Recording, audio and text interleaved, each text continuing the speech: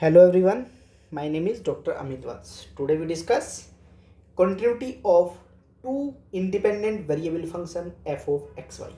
यानी कोई भी xy का फंक्शन है उसकी continuity कैसे हम डिस्कस करते हैं टू वेरिएबल के लिए। स्टूडेंट्स, जैसे कि इंजीनियरिंग मैथमेटिक्स 1 में भी हमने पढ़ा कि अगर मेरे पास कोई भी f of xy फंक्शन होता है, इस f of xy की अगर मैं लिमिट निकालना चाहूँ x टेंड्स टू a पर, वो लिमिट मान लीजिए कि f ऑफ a आती है। और जब मैं अप्रोच करवाता हूँ x को, यानी x पर मान लीजिए उसकी वैल्यू एग्जिस्ट नहीं कर रही है और मैंने उसको अप्रोच कराया, यानी अप्रोच कराने का मतलब ये हुआ कि जब x ग्रेटर देन a और x लेस देन a होता है तो इस पर भी मैं लिमिट निकालता हूँ। इस पर मैं लिमिट निकालता था राइट हैंड लिमिट और इस पर मैं निकालता था लेफ्ट हैंड लिमिट। यानी लेफ्ट हैंड और राइट हैंड लिमिट का कॉन्सेप्ट आपको याद आ रहा होगा। अगर तीनों पर वैल्यू बराबर आ जाए, यानी जो ये वैल्यू है और जो मैं अप्रोच करवाऊंगा x को लेफ्ट में भी और राइट में भी, अगर वो दोनों बराबर आ जाएं फंक्शन की वैल्यू के साथ, यानी तीनों इक्वल हो जाएं, तो फंक्शन कॉन्टिन्यूअस हो जाता है। ये हमने वन वेरिएबल के लिए समझा है। वन वेरिएबल के लिए हमने इसकी मैथमेटिक्स 1 में, इंजीनियरिंग मैथमेटिक्स 1 में बहुत सारी प्रॉब्लम्स को सॉल्व किया स्टूडेंट्स। बट यहाँ पर जो हम डिस्कशन करने वाले हैं वो फंक्शन हमारा टू इंडिपेंडेंट वेरिएबल का है, यानी एक x के ऊपर काम नहीं करेंगे। इस बार दो वेरिएबल हैं x और y। जैसा कि लिमिट में अभी हमने देखा, इससे पहली वीडियो में हमने लिमिट के कॉन्सेप्ट को बहुत अच्छे से समझा कि किसी दो वेरिएबल के फंक्शन की लिमिट को कैसे फाइंड किया जाता है। तीन डिफरेंट मेथड्स हमने समझे हैं।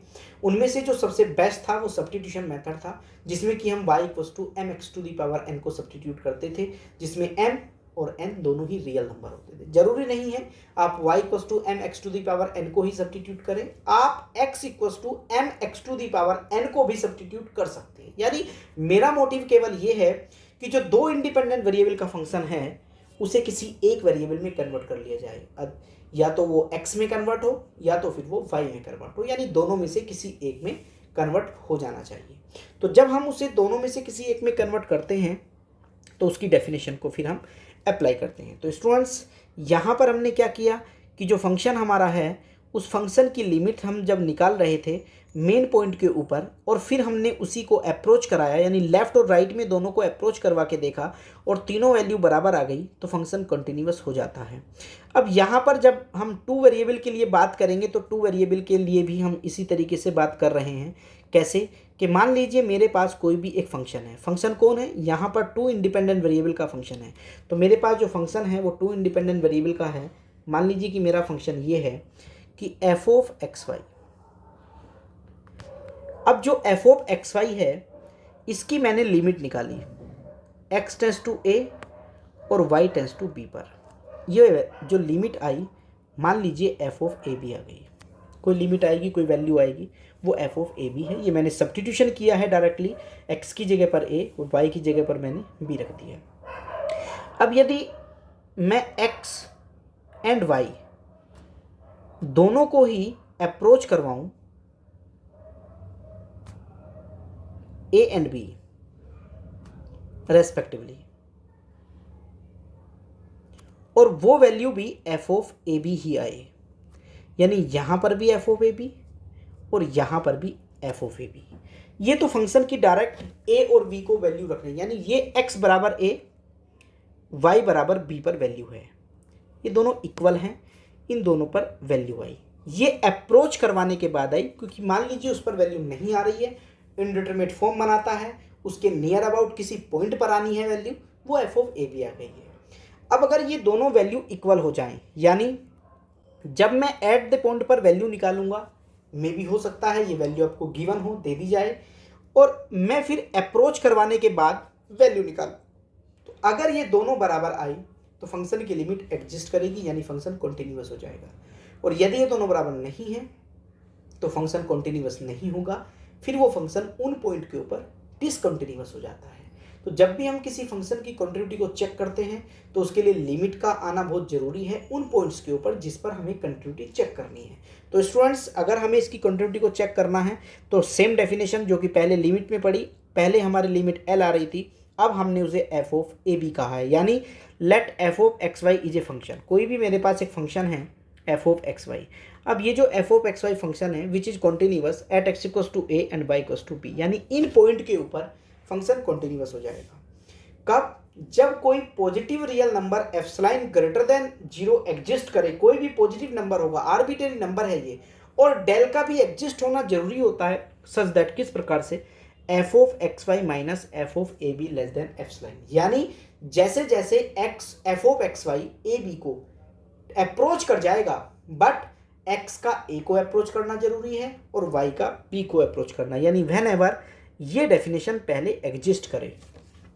जैसा कि हमने लास्ट डेफिनेशन में समझा कि अगर हमें किसी की लिमिट को शो करना है, अगर हम उसकी लिमिट मान लीजिए किसी पॉइंट पर आपको एल दी गई है और मैं भी जब कोई वैल्यू अप्रोच करवाते हुए उसी फंक्शन की लिमिट को एल निकाल के ले आऊंगा, एल मुझे लिमिट गिवन थी, एल ही मैंने निकाल दी, तो यानी दोनों बराबर हो गई। अगर दोनों बराबर हैं तो फंक्शन कॉन्टिन्यूअस हो जाएगा, अगर दोनों बराबर नहीं हैं तो फंक्शन डिसकंटिन्यूअस हो जाएगा। जैसा कि देखिए, मान लीजिए मेरे पास कोई भी फंक्शन है जिसकी लिमिट ए बी अप्रोच करेगी, यानी मैंने कुछ लॉजिक यहाँ दिया है, देखिए ध्यान से। अगर इस पॉइंट पर मुझे वैल्यू को निकालना है, अप्रोच करवाना है, वैल्यू नहीं है उस पॉइंट पर एग्जिस्ट करती, क्योंकि एक्स और ए एक्स इक्वल्स टू ए और वाई इक्वल्स टू बी को आप डायरेक्टली नहीं रख पाएंगे, वो वैल्यू नहीं दे रहा है।